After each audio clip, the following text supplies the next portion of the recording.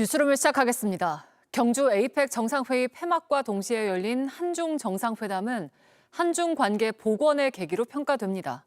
통화 스와프 연장과 FTA 2단계 협상 등 경제 성과들이 나왔습니다. 하지만 북핵과 제재, 서해 갈등을 비롯한 민감한 현안들은 여전히 과제로 남았습니다. 최규진 기자입니다. 95분간의 정상회담 뒤 열린 국빈 만찬에서 이재명 대통령은 중국 고전 문장을 빌어 협력을 강조했습니다.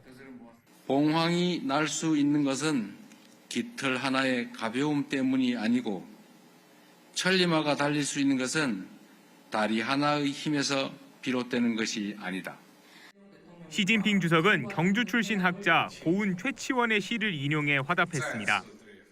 挂席扶沧海 长风万里通的青年是中韩关系的未来，希望两国多开展青年交流活动，让中韩友好事业世代相传。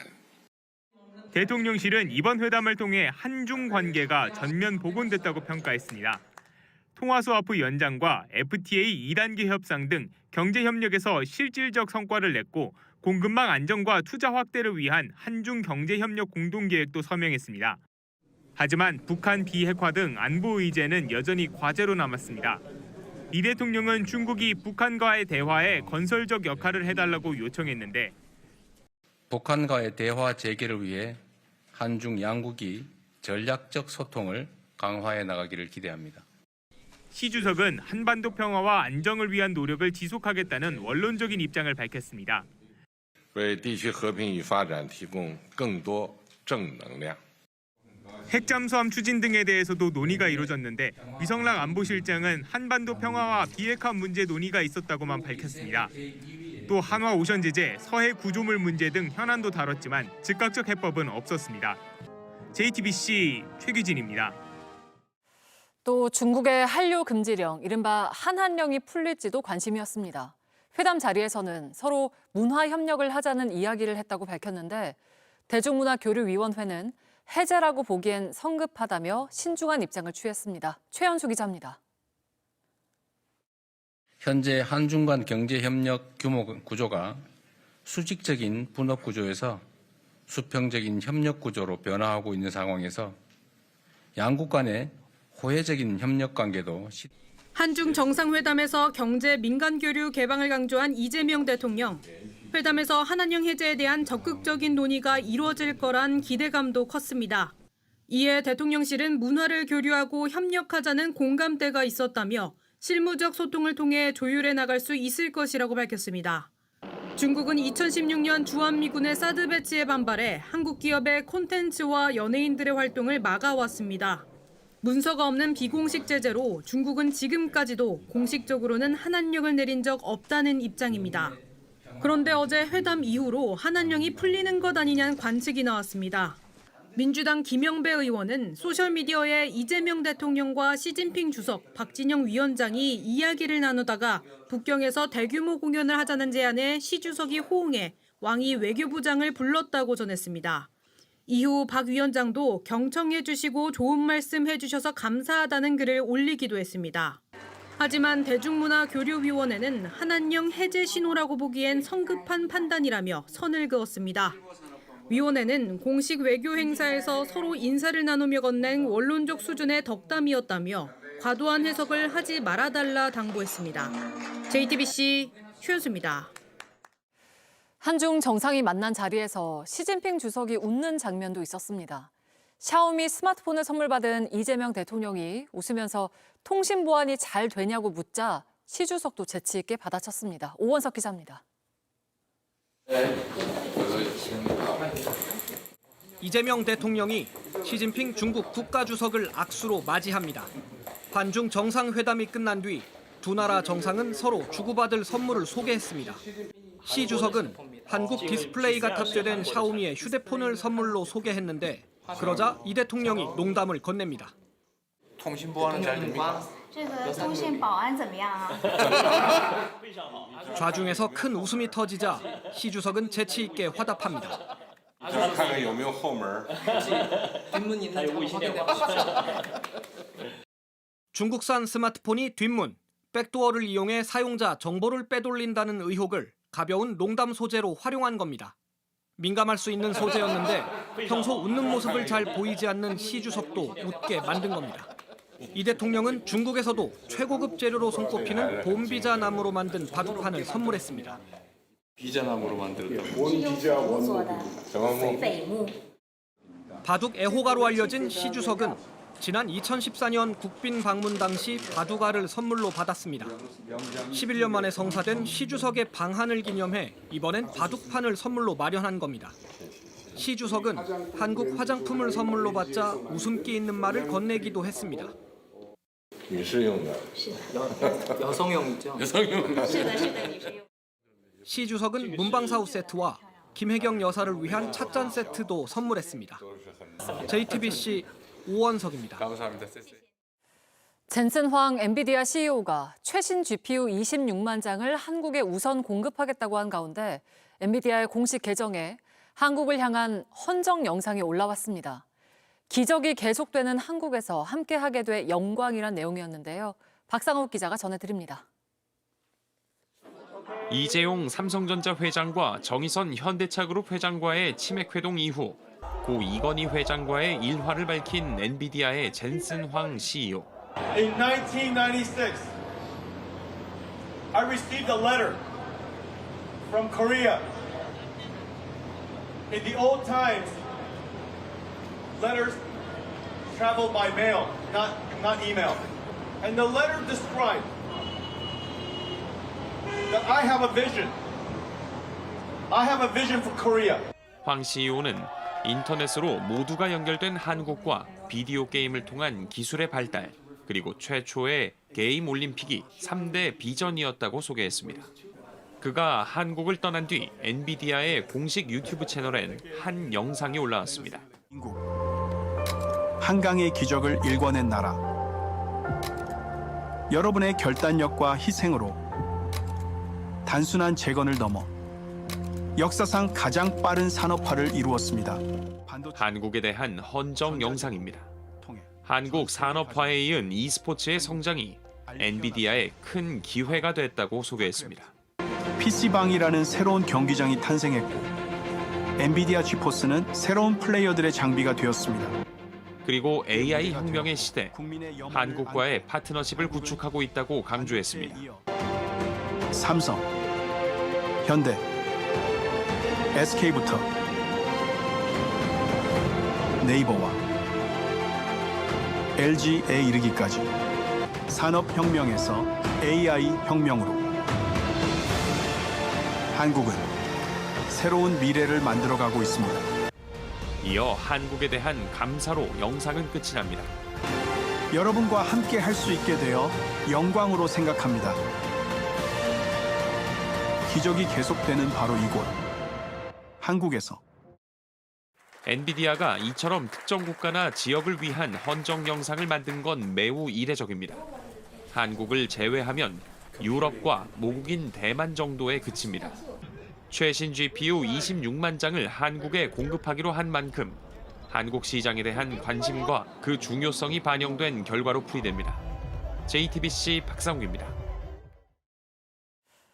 이재명 대통령과 로런스 웡 싱가포르 총리가 정상회담을 갖고 양국 관계를 전략적 동반자 관계로 격상하기로 했습니다.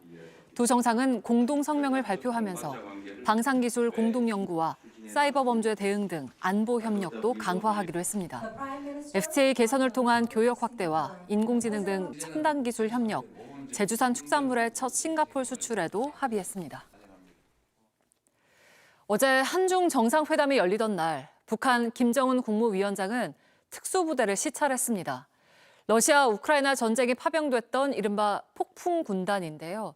미국과의 대화보다는 사실상 북러 관계에 무게를 둔 행보 아니냐 하는 해석입니다. 김재현 기자입니다. 김정은 북한 국무위원장이 군인들의 훈련 모습을 참관합니다. 군인들은 맨몸으로 상대를 제압하고 돌덩이를 격파하는 시범까지 선보입니다. 김 위원장이 1일 조선인민군 11군단, 일명 폭풍군단을 직접 방문해 격려했습니다. 전군을 이 부대처럼 싸우면 반드시 이기는 강군으로 영웅 군대로 만들자는 것이 우리 당의 의지이고 염원이라고 말씀하셨습니다.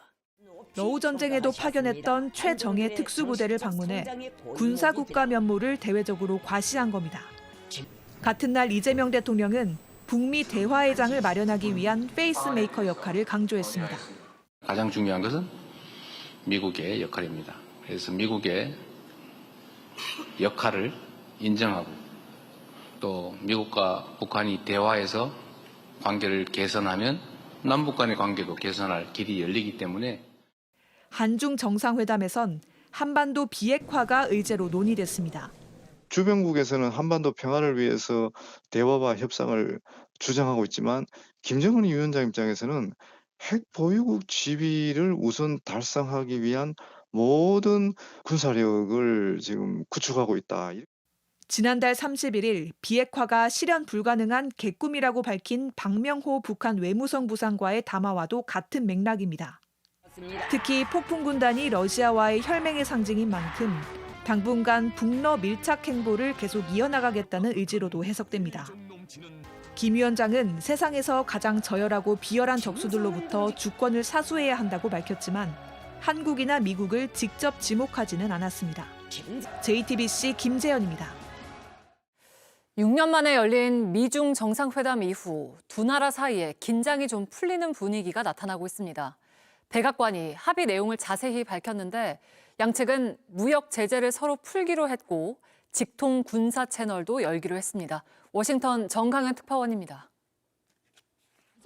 트럼프 대통령은 시진핑 주석과의 회담 직후 합의 내용에 대한 기대감을 나타냈습니다. The deal with China is going to be wonderful. I think it's going to be long-lasting. I got really along with President Xi very well, as you said.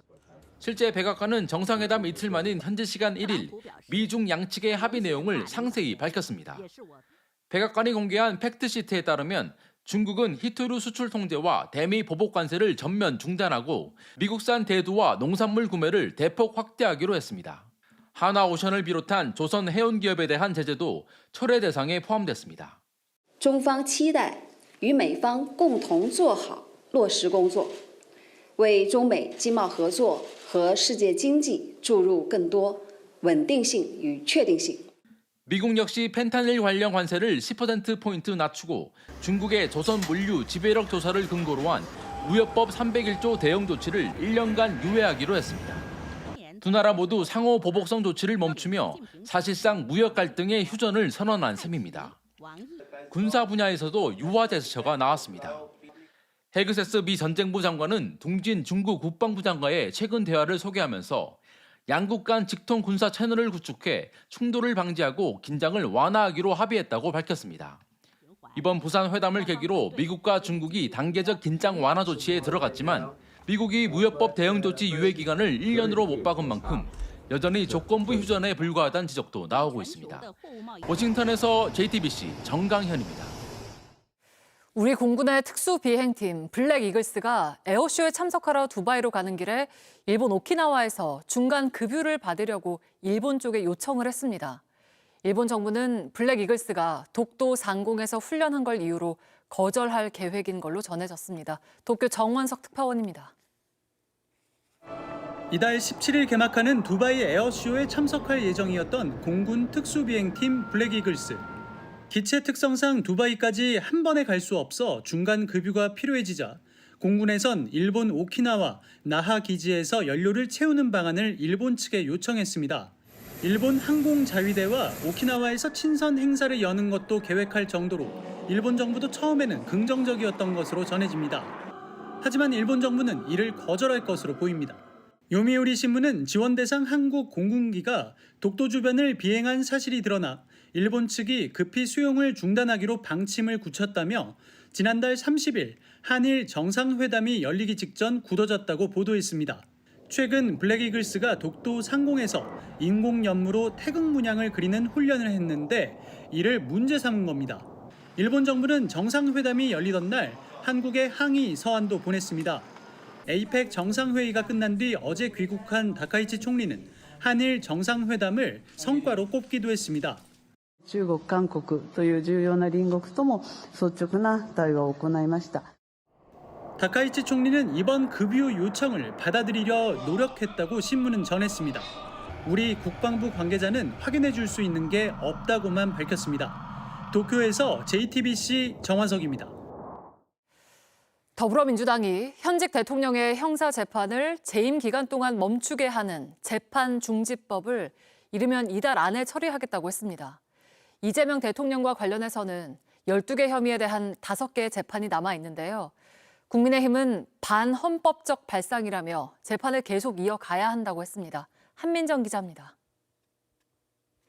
에이펙 정상회의가 끝나자 더불어민주당이 대법관 증원 등 사법개혁안 공론화에 본격 시동을 걸었습니다. 이제 사법개혁 공론화에 집중해야 할 시간입니다.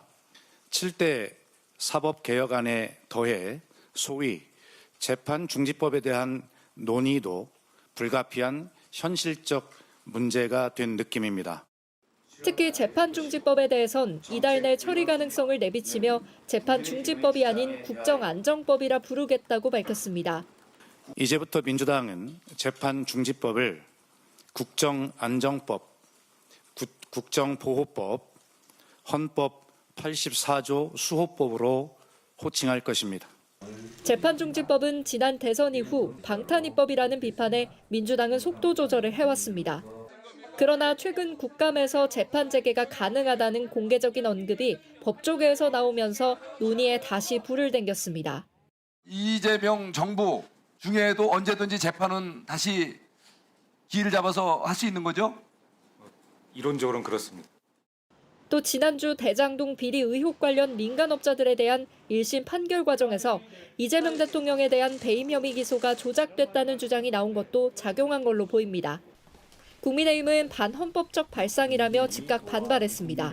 적반하장인 것 같습니다. 선출된 권력이 임명된 권력보다 더 상위에 있다라는 반헌법적인 발상 하에서 지금 법을 만들어서 재판 계속 중지하도록 하겠다라고 생각을 하는 모양인데 그것은 대단히 잘못된 생각이다. 이 대통령의 12개 혐의 관련해 5개 재판을 언제 재개할지는 법원이 판단할 사안이라는 겁니다. 또 대장동 사업의 1심 판결이 나온 만큼 이 대통령 재판은 즉시 재개돼야 한다고 주장했습니다. JTBC 한민정입니다. 비상계엄 관련해서 윤석열 전 대통령과 한덕수 전 총리 등 계엄을 선포하고 가담한 책임을 따지는 재판이 동시에 진행되고 있습니다. 이르면 다음 달 말이나 내년 초에는 내란 혐의와 관련한 첫 번째 판결이 나올 걸로 보입니다. 여도현 기자입니다. 내일 서울중앙지방법원에는 윤석열 전 대통령, 한덕수 전 총리, 이상민 전 장관이 모두 나옵니다. 12.3 비상계엄을 선포하고 중요 임무를 맡은 책임을 가려내는 각각의 재판에 서는 겁니다. 윤 전 대통령은 주 3회, 한 전 총리는 주 2회, 이 전 장관은 주 1회 재판을 받습니다. 가장 먼저 시작된 윤 전 대통령의 내란 우두머리 재판의 경우 지규현 부장판사가 앞서 12월에는 재판을 끝내는 걸 목표로 한다고 법정에서 밝혔습니다.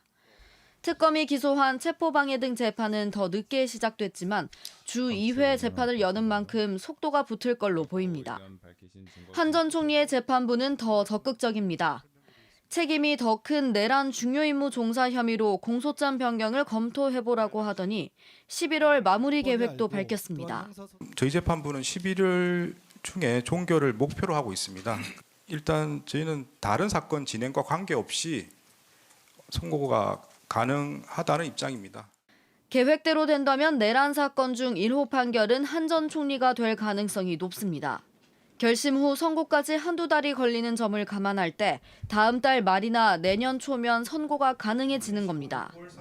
한 전 총리의 재판에서 나온 12.3 비상계엄과 관련된 법원의 첫 판단은 같은 사실관계를 전제하고 있는 윤 전 대통령이나 다른 국무위원 재판의 가늠자가 될 수도 있습니다. JTBC 여도현입니다. 오늘 낮부터 기온이 낮아지고 바람도 강하게 불면서 내륙 곳곳에 올해 첫 한파특보가 내려졌습니다. 내일 아침 서울을 비롯한 중부 내륙의 기온이 영하권으로 떨어지면서 초겨울 추위가 찾아올 거란 예보입니다. 조승현 기자입니다. 휴일 오후 많은 시민이 도심 속 축제장을 찾았습니다. 날씨가 쌀쌀해지면서 아빠 품에 안긴 아이 손엔 핫팩이 들렸습니다. 목도리에 롱패딩까지 등장했습니다. 그 담요 같은 거 급하게 꺼내서 애들 좀 이렇게 둘러서 다니고 했고, 그리고 그냥 혹시 몰라서 가지고 왔는데 그래도 사용하게 됐어요. 너무 추워가지고. 5일장이 선 전통시장에도 때이른 추위가 닥쳤습니다. 호떡과 어묵 파는 집엔 긴 줄이 늘어섰습니다. 상인들도 겹겹이 옷을 껴입었고 난로까지 꺼냈습니다. 아침에는 좀 따뜻한 것 같았었는데 바람도 많이 불고 그러니까는 점점 추운 것 같아요. 북쪽에서 찬 공기가 내려오면서 낮부터 기온이 내려갔습니다. 서울의 낮 최고 기온은 평년보다 4도 낮은 11.7도에 머물렀습니다. 찬 바람은 체감온도를 더욱 끌어내렸습니다. 경기와 강원, 충청, 전북 등 전국 내륙 곳곳엔 올해 첫 한파특보도 내려졌습니다. 내일 아침은 오늘보다 5도 이상 기온이 더 떨어져 춥습니다. 철원 영하 4도, 춘천과 대전 영하 1도가 예상되고 서울의 최저 기온도 영상 1도에 머물겠습니다. 평년의 12월 초에 해당하는 초겨울 추위입니다. 일교찬 15도 안팎으로 크게 벌어져 월요일 출근길 옷차림에 신경 써야겠습니다. 이번 추위는 수요일쯤 평년 기온을 회복하면서 풀릴 거로 보입니다. JTBC 조승현입니다. 서울 면목동의 반지하 집에서 불이 나 60대 남성이 숨졌습니다. 또 강원도 원주의 한 재개발 공사 현장에서는 50대 남성이 작업 도중 적재함에 깔려 숨졌습니다. 사건 사고 소식 송혜수 기자입니다. 뿌연 연기가 쉴 새 없이 뿜어져 나오고 소방차가 황급히 들어옵니다. 오늘 새벽 5시 15분쯤 서울 중랑구 면목동의 한 단독주택 반지하에서 불이 났습니다. 혼자 막 연적 자꾸 차들이 막 잔뜩 와 있는 거야. 반지하에는 60대 남성 2명이 살고 있었습니다.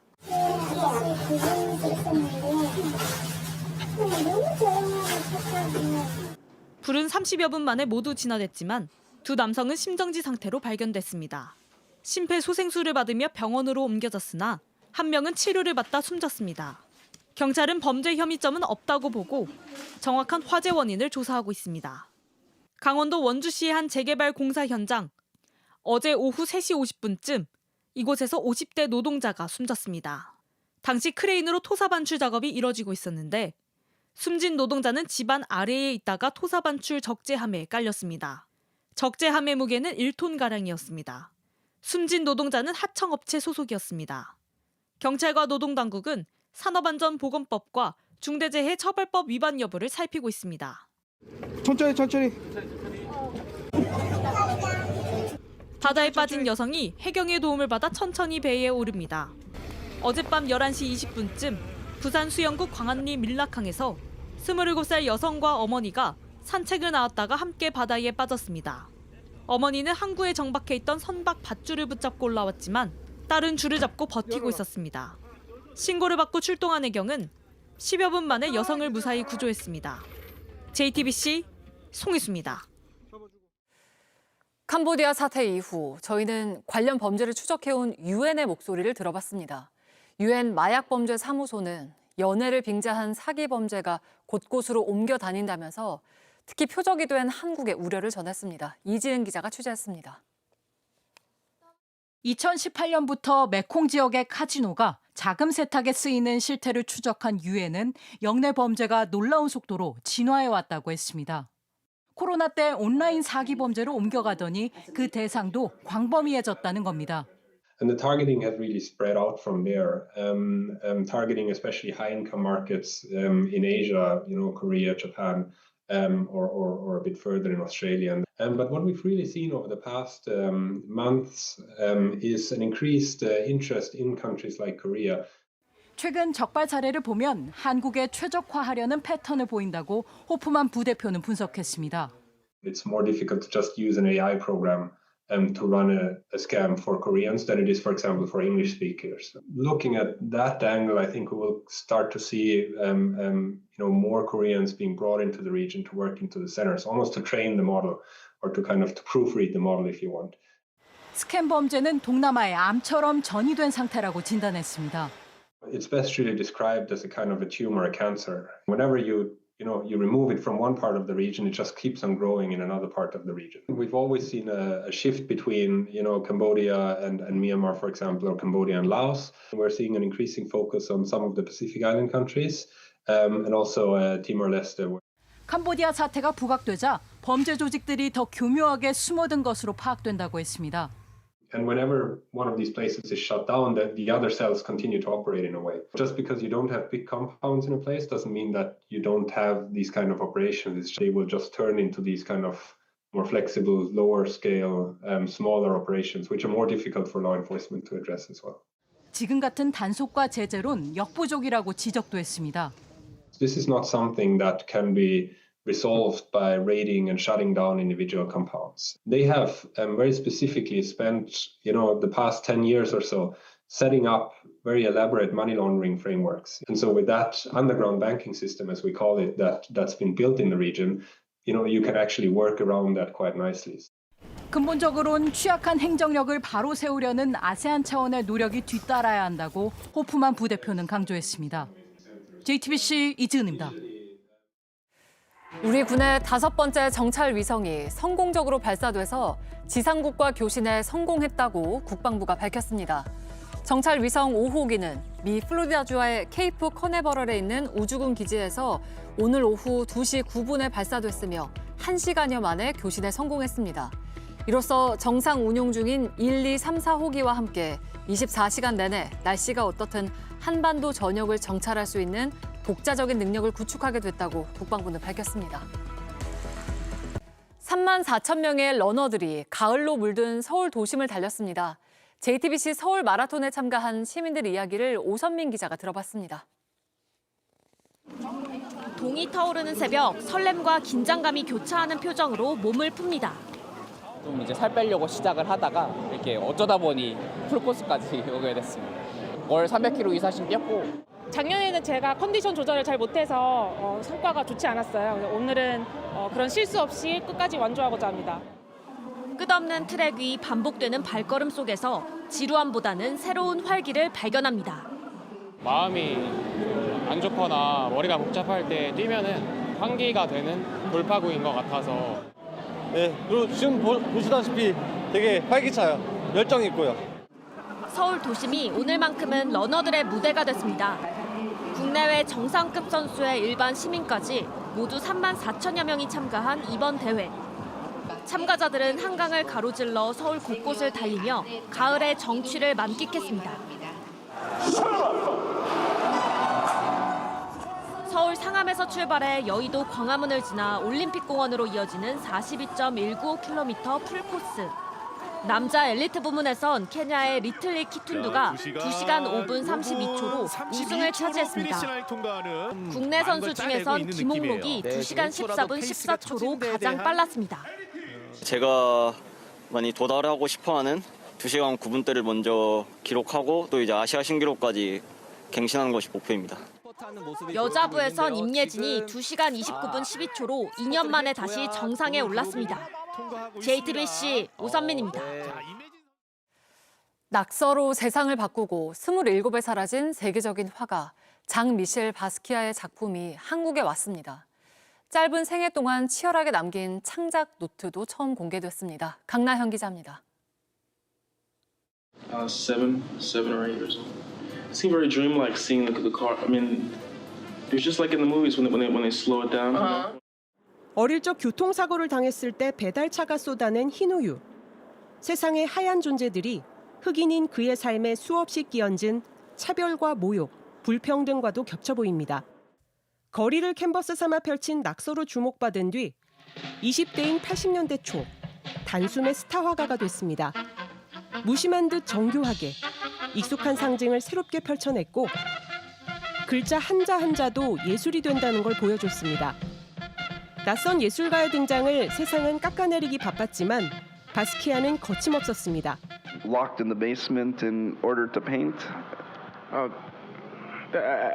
That's just has a nasty edge to it, you know. I mean, I was never locked anywhere.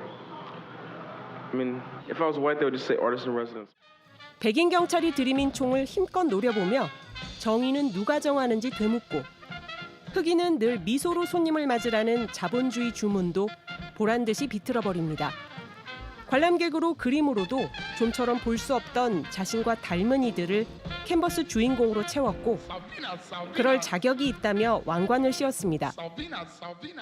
이제 우린 새로운 미술로 새로운 왕관을 받는 사람들이 돼야 돼. 미술에 있어서의 새로운 언어를 제시하고 만든 작가가 아닌가. 8년 남짓한 시간, 3,700점이 넘는 작품을 남기고 27의 훌쩍 세상을 떠난 바스키아. 주류만을 위한 미술관, 그 경계를 부지런히 허물며 새로운 예술의 문을 연 대표작 70여 점이 한국을 찾았습니다.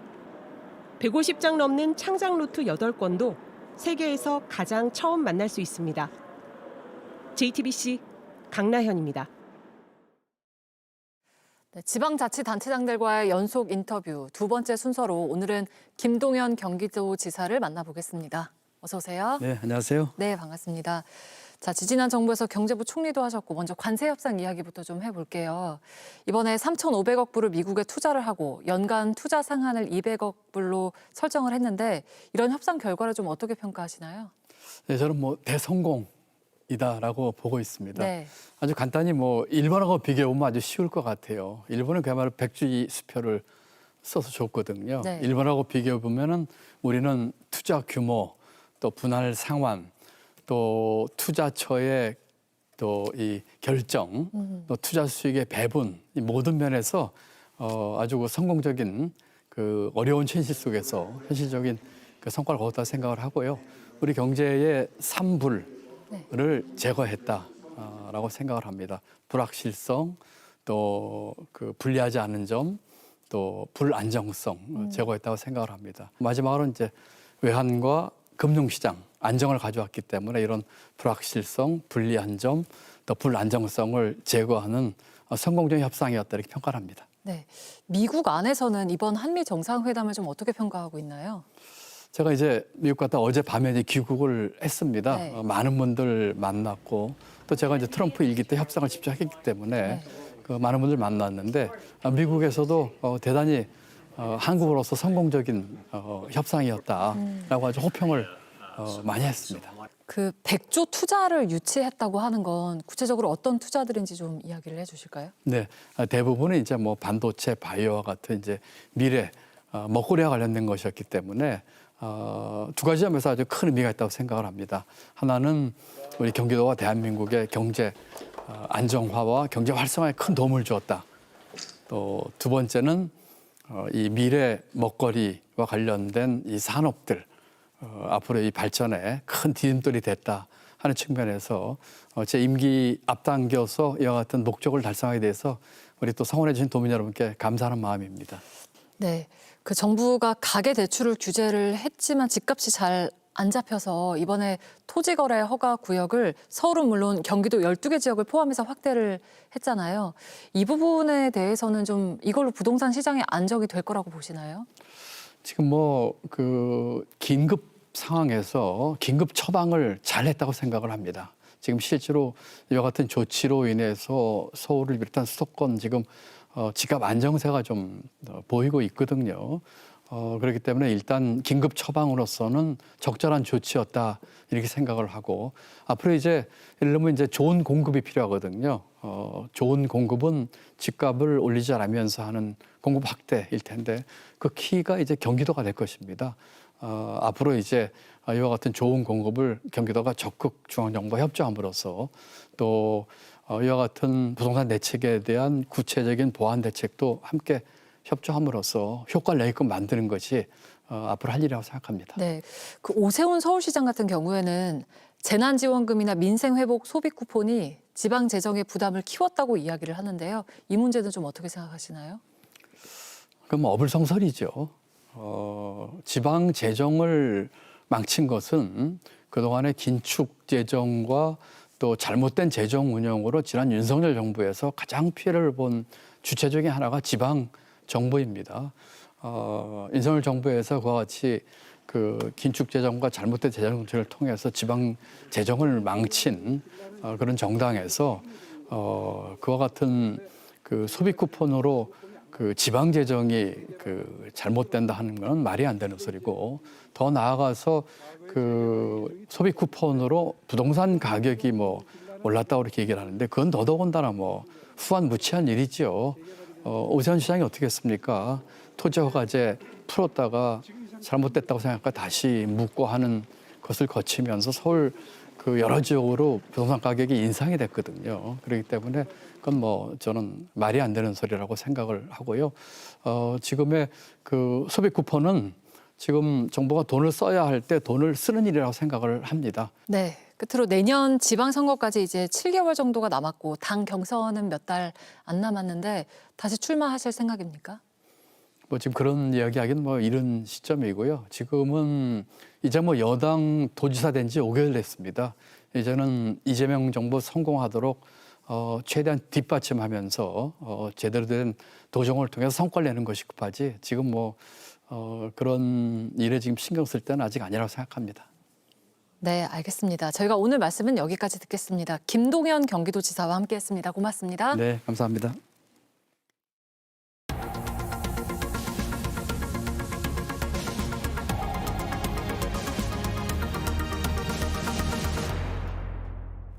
네, 뉴스룸 마치겠습니다. 고맙습니다.